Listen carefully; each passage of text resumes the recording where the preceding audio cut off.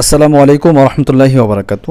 প্রিয় ভাইরা, যারা আমরা নতুন ফেসবুক আইডি খোলার জন্য চিন্তা করছিলাম যে কীভাবে আমরা ফেসবুক আইডি খুলব, সেজন্য আজকে আমি এখন আপনাদেরকে কিভাবে ফেসবুক আইডি খুলতে হয় সেই ব্যাপারটা বিস্তারিত জানব।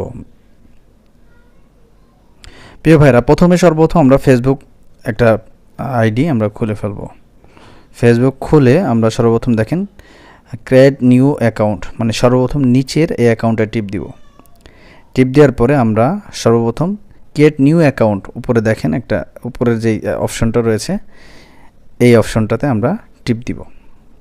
টিপ দিলে প্রথমে আপনার নাম এবং লাস্ট নাম, আপনার প্রথমের নাম এবং লাস্ট নাম, পদবি এবং নাম দুইটাই দিবেন। দেওয়ার পরে নেক্সটে টিপ দিবেন। এই যে নেক্সট, এই নেক্সটে টিপ দিবেন। নেক্সটে টিপ দেওয়ার পরে আপনাকে এখানে আপনার জন্ম তারিখ সেট করতে হবে, ডেট।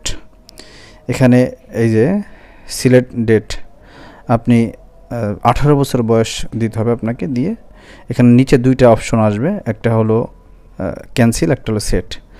সিলেক্ট, আপনি সিলেক্ট অপশন দিয়ে দিবেন, তাহলে এটা তারিখ চলে আসবে। তারপরে আপনি আপনার পরবর্তীতে নেক্সটে টিপ দিবেন। নেক্সটে টিপ দিলে আপনি এখানে দুইটা বিষয় আসবে, আপনি পুরুষ না মহিলা। যদি মহিলা হন তাহলে ফিমেল দিবেন, আর যদি পুরুষ হন তাহলে আপনি মেল দিবেন। তো এখানে আমরা মেল দিয়ে দেব যেহেতু পুরুষ। দিয়ে এরপর নেক্সট, আবার নেক্সটে টিপ দিব।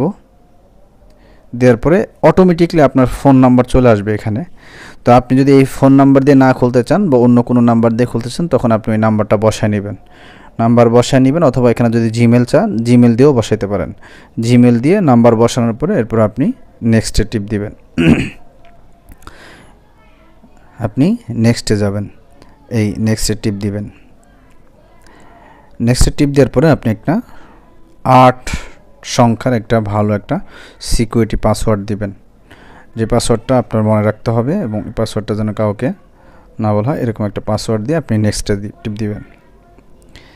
নেক্সটে টিপ দেওয়ার পরে এখানে দেখেন দুইটা অপশন আসছে, একটা হলো সেভ, একটা হলো নট নাও। এই নিচের অপশনটা আপনি টিপ দিবেন। হ্যাঁ, নিচেরটাতে টিপ দিবেন, উপরেরটা না, সেভে না। এরপরে এখানে এই যেই অপশনটা আসছে এইখানে টিপ দিবেন।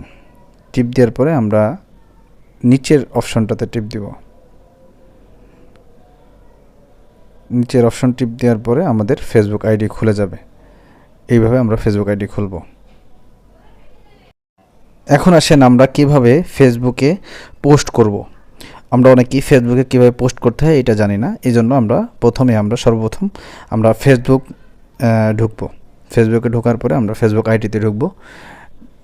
আইডিতে ঢোকার পরে দেখেন ওই যে লেখা আছে, ইংরেজিতে একটা শব্দ লেখা আছে, এখানে আমরা টিপ দিয়ে এখানে ঢুকবো।